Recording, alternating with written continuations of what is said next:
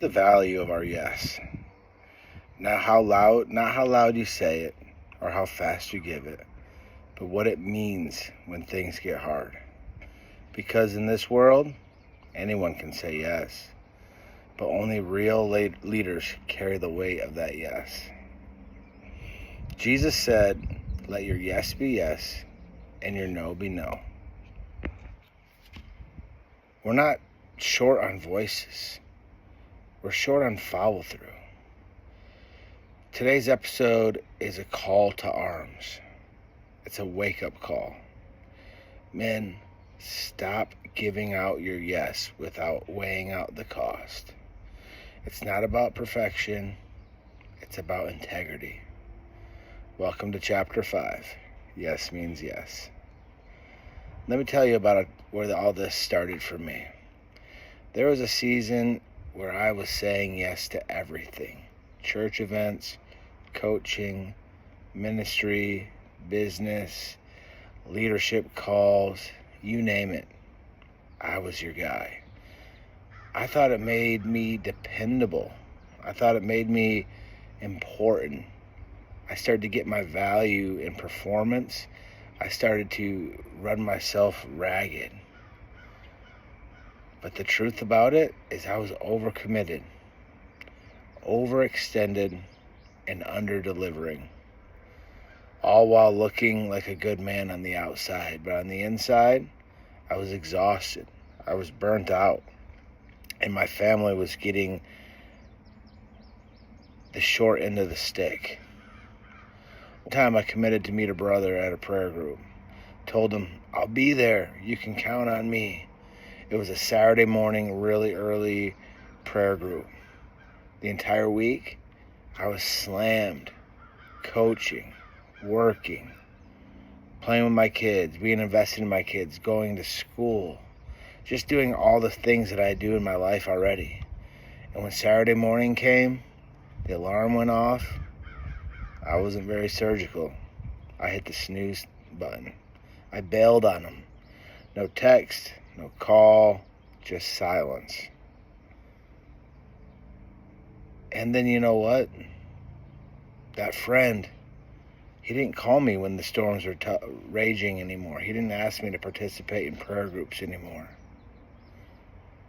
And I'm pretty sure that he didn't think I was a very good leader at that time.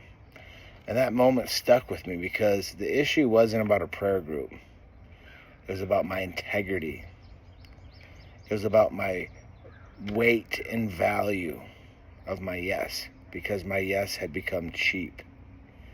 If I was honest, I was using my yes to manage my image, not to honor my commitments. When we say yes just to be part of the cool crowd or to be involved in the inside movement or just for all the reasons other than wanting to serve or be helpful or being called by the Lord, it makes it weak.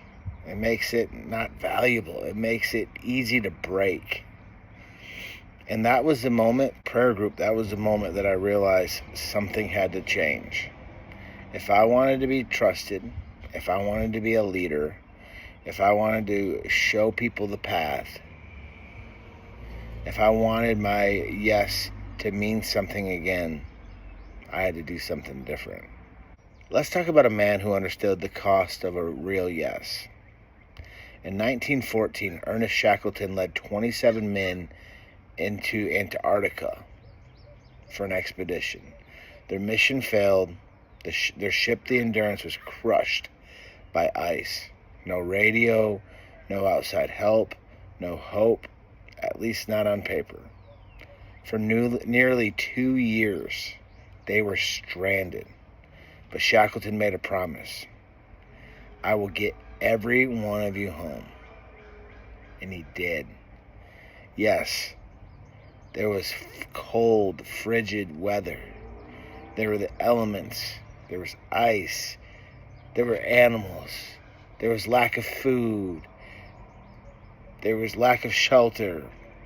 Through storms, starvation, open seas, and lifeboats, Shackleton brought every single man alive. He didn't talk about loyalty. He lived it. He didn't make backup plans. He honored his commitment. He saw how each member that signed up for his expedition put their life in his hands and trusted his yes. That's leadership. Not the kind that's loud, the kind that backs up its words and is trusted. Let's go to the source, Jesus himself. In Matthew 5:37, Jesus says, "Let your yes be yes and your no be no. Anything beyond that comes from the evil one." He's speaking to a culture that loved loopholes. People swore by heaven, by the temple, by the gold, by their idols, because their regular word wasn't good enough. When people know that when you say yes, you're going to do something, they don't need anything else. You get to that point by living a life above reproach, by being the example. All that swearing by things, Jesus shut all that down. He said, if people can't trust your plain yes or no, then there's something broken in your character. And James doubles down in James 5:12. Above all, let your yes be yes and your no be no. Jesus modeled this. He didn't give halfway commitments. He gave a yes to the cross, the most excruciating, violent, painful death you could imagine. And he followed through. Not because it was easy, but because it was right. If you follow him, your yes should carry that same weight. Not perfection. We'll make mistakes. But if we strive to make our yes count for something, he'll back us up. And eventually, it'll carry the same weight. When your family hears you say yes, when your boss hears you say yes, when your church, your community, when everyone hears you say yes, they'll know that you mean business. Let's bridge this into today. John Maxwell, who's an expert on leadership, said, people buy into the leader before they buy into the vision. That means if your word is weak, your leadership won't last. If you don't show character, people won't follow you. If you don't do the things that you're asking people to do, they won't do them. You need to set the example. You can be the loudest guy in the room. You can post scriptures and quotes all day. But if your yes is always late, always flaky, always excuse-filled, people stop following. They stop believing. Adam Grant warns us, don't confuse being agreeable with being committed. Sometimes the best thing you can do is say a clear no. Sometimes no is the most kind thing to say. When we say yes because it's easier, or we don't want to offend, or we want to fit in, it can end up causing more issues and more problems. Real generosity isn't reactive. It's intentional. Don't just say yes to please people, because a dishonest yes is just a delayed disappointment. Newport, what a great author. You should check out his stuff if you haven't read it yet. One of his books called Deep Works is amazing. Reminds us that real productivity requires focus. Every yes is a withdrawal from your mental bank. You don't have unlimited resources. You better protect your word like it matters. James Clear says, every action you take is a vote for the type of person you want to become. Think about that. Every action that you involve yourself in, that you do, is a vote for what you want to be known for or what you want to become. Your yes is a vote.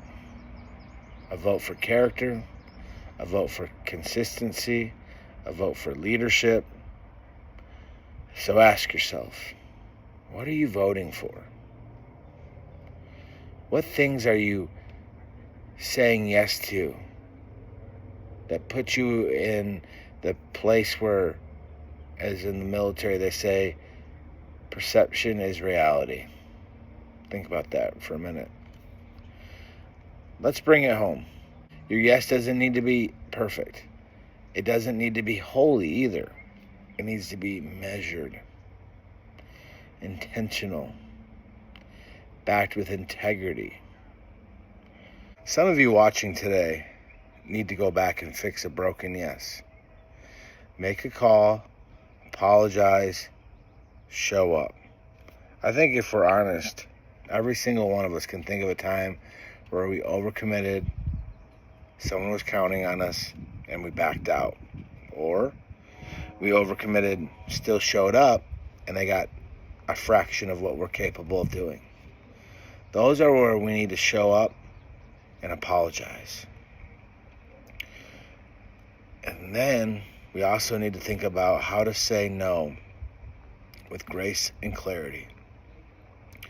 You're not responsible for everyone's expectations, but you are responsible for your word. Let your yes mean something again. Let your yes mean yes. Here's a couple reflective questions to think about. Do I say yes to be liked, or because I truly intend to follow through? Have I said yes to something recently that I need to revisit or correct? Is my yes a reflection of my leadership or a cover for my insecurities? That's a good one. That one hits you right here. Do I say yes to fit into a particular group, or because I don't want to feel left behind? What's it? FOMO, fear of missing out? Or is my yes to cover my insecurity? Finally, what would it look like if my yes carried real weight again? Jesus was committed to the Father's plan from the very beginning, and he followed through. That's our example. That's perfection. That's what we aim for. We can't obtain it, but we aim to be more and more transformed into Jesus through the renewing of our mind, reading scriptures, and the Holy Spirit. Shackleton said yes to his men. Those two examples, Jesus the ultimate, Shackleton, brave, courageous, followed through no matter the cost. If you want to lead with integrity, you don't need more words. You don't need fancy sayings, quotes. You don't need to say yes to everything. You need more weight behind the ones that you already give. More weight behind the yeses you already say yes to. Let your yes be yes. Let your leadership be trustworthy. Let your walk match your word. Stay sharp. Stay faithful. Be still. Let's go to work, men.